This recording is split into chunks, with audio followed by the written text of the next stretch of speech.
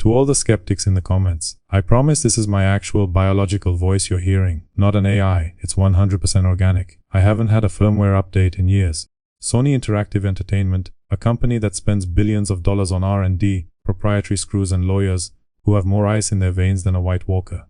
They told us the PlayStation 5 was a fortress. They told us the architecture was so sophisticated, so next-gen, that it was essentially a digital Fort Knox floating in a vacuum.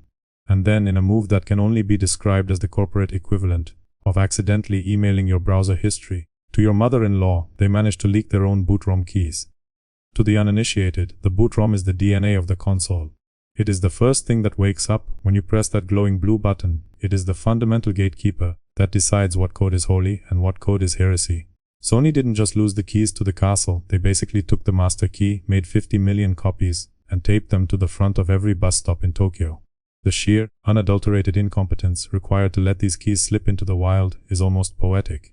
Imagine being an engineer at Sony, likely making a salary that could buy a small island, and realizing you've just committed a hardware-level mistake. This isn't a glitch in Call of Duty that can be fixed with a 50 GB patch while you sleep. This is burned into the silicon. It's physical. Every PS5 currently sitting on a shelf, every console gathering dust in a teenager's bedroom, and every Pro model being sold for the price of a used Honda Civic has this vulnerability etched into its very soul. You cannot update your way out of a physical reality. It's like trying to patch a hole in a sinking boat by shouting at the water to be more stable. Sony loves their stability updates. We've had about 400 of them. But no amount of software stability can fix a foundation made of wet cardboard and broken dreams. The irony here is thicker than the PS5 itself. Sony has spent the last 2 decades acting like the high school hall monitor of the tech world.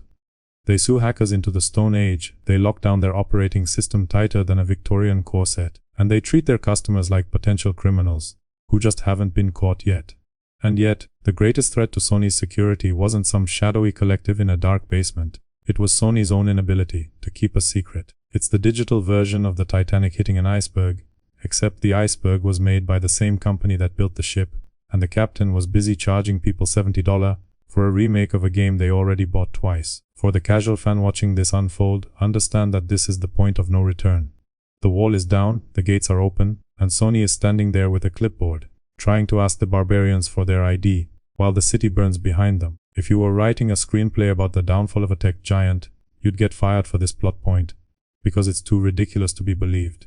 The skeleton key to the most advanced gaming console on the planet is a physical copy of Star Wars: Racer Revenge. Yes, a game about floating engines and 1999 CGI is currently the only thing faster than Sony's plummeting security reputation. We are living in a timeline where a $500 piece of future tech can be dismantled by a game that most people remember as that one Star Wars thing that wasn't as good as the N64 version. It is the ultimate David vs Goliath story, except David is a dusty blue disc from a bargain bin, and Goliath is a multi-billion-dollar corporation that forgot how to lock its own back door. The technical reason for this is almost as funny as the irony itself. It turns out the emulator Sony uses to run PS2 games on the PS5 has more holes in it than a block of Swiss cheese in a shooting range. By using a specific exploit within this specific game, hackers can bypass the PS5's entire security stack. It's like finding out the high-tech biometric scanner on a bank vault can be bypassed if you just show it a Polaroid of a ham sandwich. Sony spent years refining their hypervisor and their secure enclave, but they left a window open in the attic called Star Wars, and everyone is climbing in with their lightsabers and their piracy tools. For the casual observer, this is the comedy event of the year. You have this massive, sleek, white, monolithic console that looks like it belongs in a sci-fi movie, and it's being brought to its knees. The podracers are literally racing through the PS5's memory, overwriting security protocols, and waving at the engineers on their way past. It highlights the fundamental flaw in Sony's backwards compatibility strategy. They wanted to sell you old games for new prices, but they didn't realize they were selling you the very tools needed to dismantle their empire. It's poetic justice at its finest. The ghost of George Lucas's prequel era has come back to haunt the future of play, and frankly, it's the most entertainment I've had from a Star Wars property in a decade. Now let's talk about the supply chain of chaos. There are only about 8,500 physical copies of this specific magic version of Star Wars: Racer Revenge in existence thanks to the artificial scarcity experts over at Limited Run Games. Usually, Limited Run is the place where collectors go to spend $80 on a physical copy of a game that costs $5 on Steam just so they can put it on a shelf and never open it.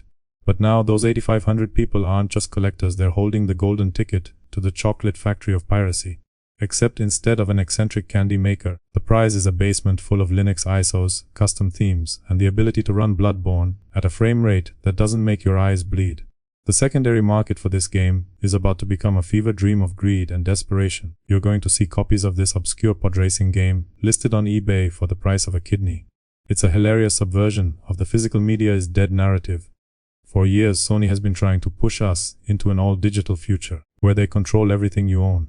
But in this specific moment, the most powerful tool in the gaming world is a physical disc that Sony can't revoke, can't delete, and can't patch out of existence. It's the ultimate checkmate against the digital-only agenda. Imagine being a casual fan who just happened to buy this game because you like Star Wars. You're sitting on a weapon of mass digital destruction, and you didn't even know it. You thought you were buying a nostalgia trip. Instead, you bought the crowbar. That prize opened the PS5's lid. Sony is likely watching these eBay listings with the same look of horror a parent has when they see their toddler playing with a live grenade. They can't stop the sales. They can't recall the discs, and they can't stop the 8,500 chosen ones from turning their consoles into whatever they want. It's a tiny, plastic middle finger to the corporate overlords, and it's beautiful. Usually, when a hack happens, Sony reacts like John Wick if someone touched his dog. They release a patch within 48 hours, they ban accounts, and they send out cease and desist letters faster than you can say proprietary software. But this time, Sony is essentially standing in the middle of a rainstorm with a cocktail umbrella.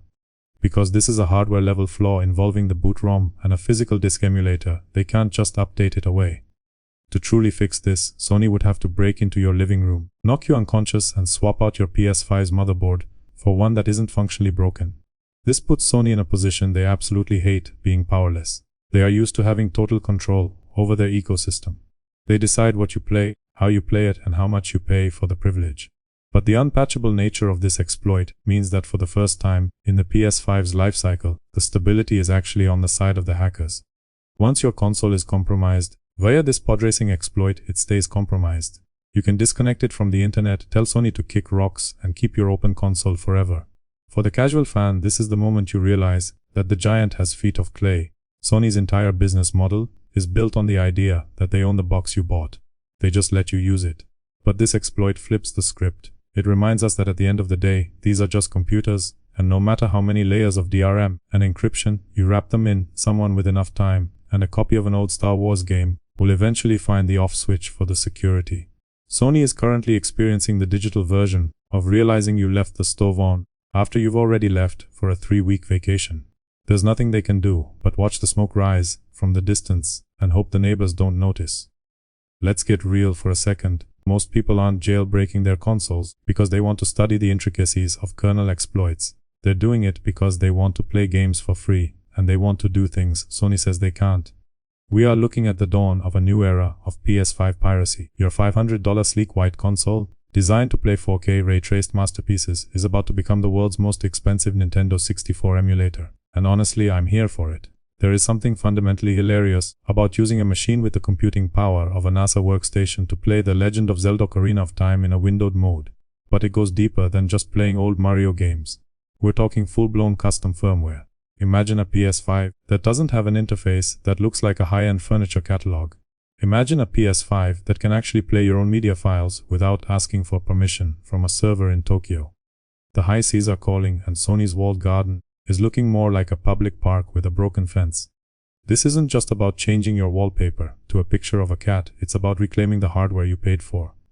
Of course, Sony will frame this as the end of the world. They'll talk about protecting creators and the integrity of the platform, which is corporate speak, for we can't charge you $70 for a 10-year-old game if you can just download the ISO. For the casual fan, this means the value of a jailbreakable PS5 is about to skyrocket. You're going to see people trading their brand new PS5 Pro for an old model that hasn't been updated, all because that old model has the magic ability to run code that Sony didn't approve. It's a total upheaval of the market, and it's all thanks to a podracer. If the Star Wars game wasn't embarrassing enough, the universe decided to give Sony one more kick in the teeth, the Y2JB exploit. This one doesn't even require a rare physical disc. It runs right through the YouTube app.